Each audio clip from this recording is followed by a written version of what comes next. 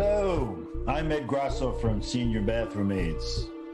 Smoke detectors started in 1890, first patent. They have changed remarkably and suit seniors very well. We need them. They're smaller, they're less expensive, they have more functions, and in particular, more safety functions. There are over 598 models. Selecting one is a daunting experience. Our review covers the most popular, not for popularity's sake, but because they're the most tested, and you want the most tested one.